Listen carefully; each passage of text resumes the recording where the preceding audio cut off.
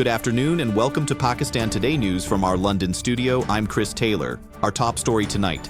In his first address as leader of the opposition in the National Assembly, Mahmood Khan Achakzai offered unconditional support to strengthen parliament and democracy. He urged the government to allow visits to jailed PTI founder Imran Khan and stressed that the National Assembly should remain the center of power. Achakzai called for cross-party dialogue, ethical governance within constitutional limits, and pledged opposition votes for constructive legislation. He also appealed for a reduction in political tensions, the release of political prisoners, and a return to parliamentary politics. Government and PPP leaders welcomed his cooperative tone, signaling the potential for renewed engagement in parliament. Tensions then erupted in the Sindh Assembly, where opposition lawmakers sharply criticized the provincial government over what they described as a failed rescue operation following the deadly blaze at Karachi's Gul Plaza shopping center.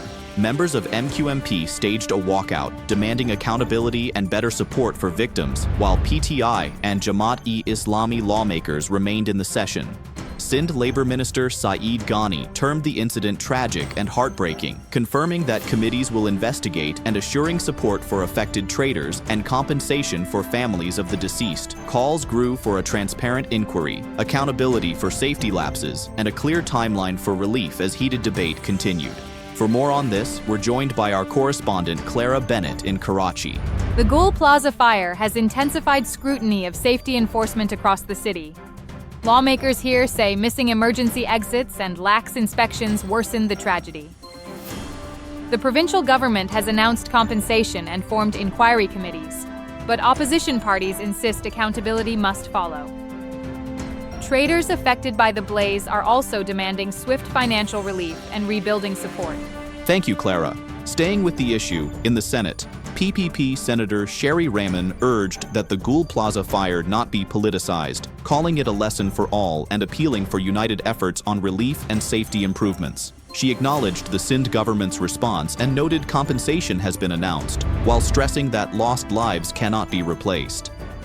Rahman emphasized the importance of fire safety in major cities and suggested accountability also lies with the plaza's administration. MQM and PTI senators criticized oversight failures, pointing to weak enforcement of building bylaws and calling for stricter implementation to prevent future tragedies. In other news, the Election Commission of Pakistan has requested amendments to the Elections Act 2017 to ensure timely local government elections nationwide. In a letter to the Parliamentary Affairs Division, the ECP proposed changing Section 219(1) to require polls immediately after a local body's term ends or is dissolved. Officials say repeated legal changes by governments have caused delays, undermining local democracy. The commission has also summoned senior provincial officials to explain overdue polls, highlighting ongoing challenges to meeting constitutional obligations. Internationally, a powerful blast tore through a Chinese-run restaurant inside a hotel in Kabul's heavily guarded Shar-e-Nau district, killing 7 people, including 1 Chinese national, and injuring several others. The explosion occurred near the restaurant's kitchen, with videos showing debris and smoke as emergency teams treated the wounded. The cause remains under investigation. Pakistan's President Asif Ali Zardari condemned the attack, expressed sympathy for the victims' families, and called for stronger regional cooperation to counter terrorism. Meanwhile, India and the United Arab Emirates have signed a $3 billion liquefied natural gas supply deal, making India the UAE's largest LNG customer. The agreement was concluded during a brief visit by UAE President Sheikh Mohammed bin Zayed Al Nahyan to meet Indian Prime Minister Narendra Modi. Under the 10-year contract, ADNOC Gas will supply LNG to India's Hindustan Petroleum. Leaders also agreed to deepen trade ties and expand defense cooperation, stressing a focus on economic and strategic partnership. And finally, the world of fashion is mourning the loss of legendary Italian designer Valentino Garavani, who has died at the age of 93. The creator of the iconic Valentino brand, famed for the signature Valentino Red, passed away in Rome surrounded by loved ones. Valentino dressed generations of Hollywood stars and shaped haute couture for decades. Funeral events include a midweek lying in state and a service in Rome later this week.